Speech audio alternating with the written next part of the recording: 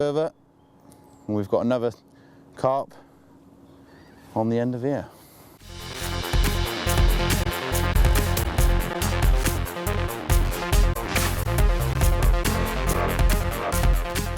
My good old teammate's just turned up, Tom. So he's going to do the honours to me.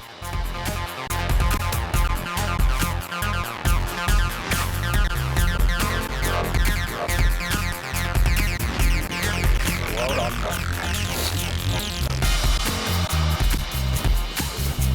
Another stunner. Lovely fish.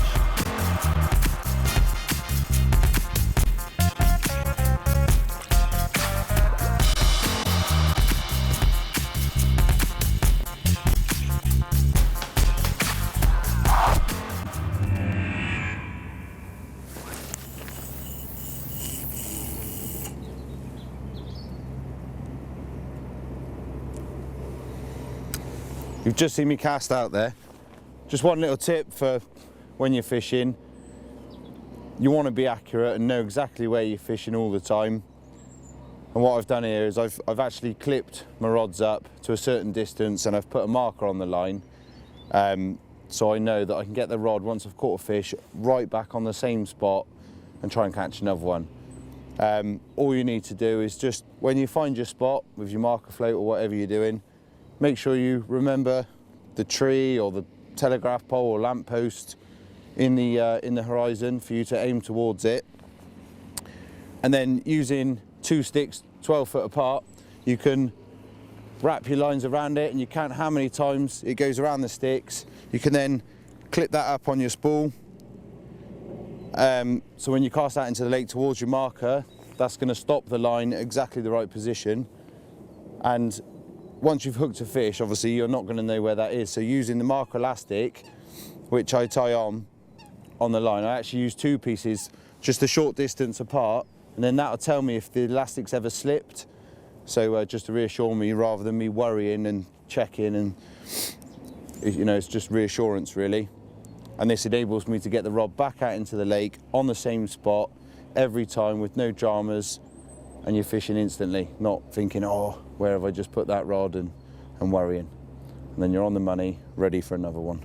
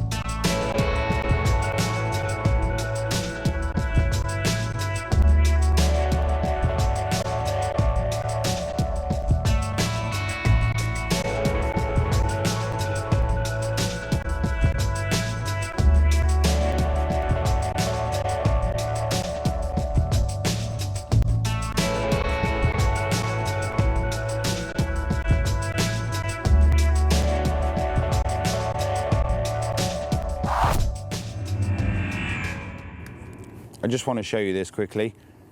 Basically, this is what I store my zigs on. It's called a zig disc, and it's pretty self-explanatory really. In the past I've used other things and it was all right, but this has been specifically designed for zig fishing and storing your zigs. You tie your hook on and your zigger liner, hook your zigger liner into the end where it's supposed to go, in the recess there, and it makes it a lot easier for counting the depth of your zig out, rather than sitting on top of a tackle box counting out a foot at a time or on your marker rod. You hook your hook on there, and one circumference of the disc is exactly 1 foot. So you just put your hook in, wind it round, however deep you want your zigs, and then basically cut it off, take a pin out of the end, tie a loop in the end of your zig, and pop the pin in the foam. You can store a number of zigs on here. There's 15 recesses, but they're big enough for a couple of zigs really. You can get plenty on there. You can tie these up at home, so when you get to your fishery where you want to fish and start your session, you're fishing straight away. There's no messing about tying up rigs. I've got a couple of these because obviously do a few competitions and stuff, and it just keeps me on the ball. I'm not messing about. I'm straight fishing again if I need a new zig. And this just goes in my little pouch. Stop it getting in any mess.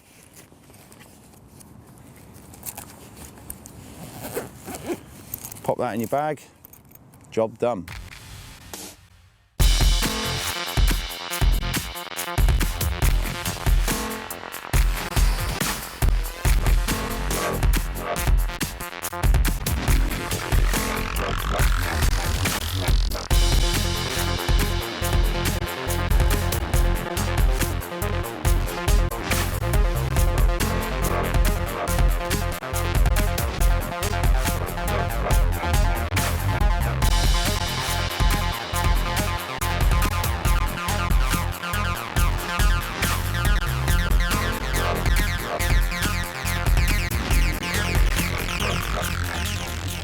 Well, I've finished as I've started. Still catching. This one, I hope you'll agree that it's probably the nicest one that I've showed you. It's an absolute stunner, 22 pound. Well pleased with this. It's a beautiful fish and a real nice way to end the session. Lovely time on the bank.